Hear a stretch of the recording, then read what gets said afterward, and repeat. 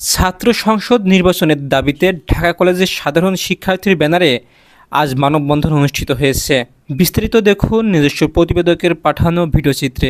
আমরা দেখতে পেরেছি গণঅভ্যুত্থানের আগে শেখ হাসিনা যে রকম ভাবে ক্যাম্পাস গুলো দখল করে রাখতো, ছাত্রলীগ যেভাবে গ্যাস রুম গণরুম পরিচালনা করতো, শিক্ষার্থীদের আবাসন সংকট চেয়ে রাখতো, সেখানকার প্রশাসনকে কিংবা সেখানকার শিক্ষা প্রতিষ্ঠানকে এক প্রকার দলীয়করণ করে রাখতো।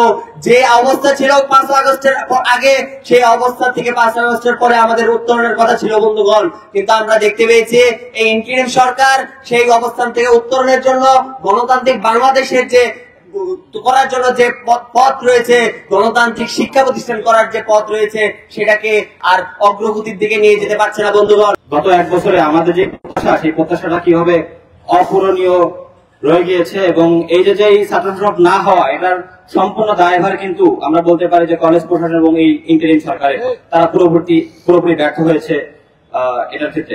আজকে আমরা এখানে ছাত্র সংসদের দাবিতে, ঢাকা কলেজ ছাত্র সংসদের দাবিতে উপস্থিত হয়েছি, যেটা 5 আগস্টের পর সকল সাধারণ শিক্ষার্থীদের প্রাণের দাবি হয়ে দাঁড়িয়েছিল। সেই দাবির লক্ষ্যে আজকে আমাদের আবার আন্দোলন করতে হচ্ছে। এটা খুবই দুঃখজনক। ঢাকা কলেজ সর্বপ্রাচীন শিক্ষা প্রতিষ্ঠান। 1841 সালে প্রতিষ্ঠিত একটা শিক্ষা প্রতিষ্ঠানে হল সংকট, আবাসন সংকট, আপনার ক্লাসরুম নাই, ছেলেরা ক্লাস করতে পারে না। ইন্টারমিডিয়েট ক্লাস শেষ হওয়ার পর ছেলেদের ক্লাসের জন্য একাডেমিক ভবনে ঢুকতে হয়, তার আগে তারা একাডেমিক ভবনে ঢুকতে পারে না। পরিবহন নেই, পর্যাপ্ত পরিবহন সংকট।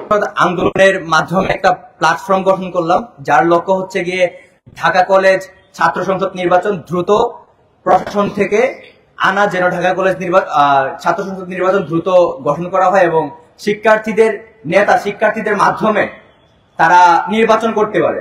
আমরা জানি ঢাকা কলেজ হচ্ছে গিয়ে উপমহাদেশের প্রাচীনতম শিক্ষা প্রতিষ্ঠান এবং ঢাকা কলেজ ছাত্র সংসদ বাংলাদেশের দ্বিতীয় বৃহত্তম ছাত্র সংসদ।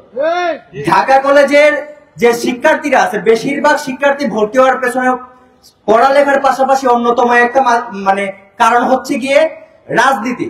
তো রাজনীতির উদ্দেশ্যে তারা ভর্তি হলেও যে একটা শোষণ, একটা লেজুর ভিত্তিক রাজনীতি, আমাদের ক্যাম্পাসের রাজনীতি না হয়ে আমরা যাই ঢাকা বিশ্ববিদ্যালয়ে এবং অন্যান্য বিশ্ববিদ্যালয়ে দালালি করতে।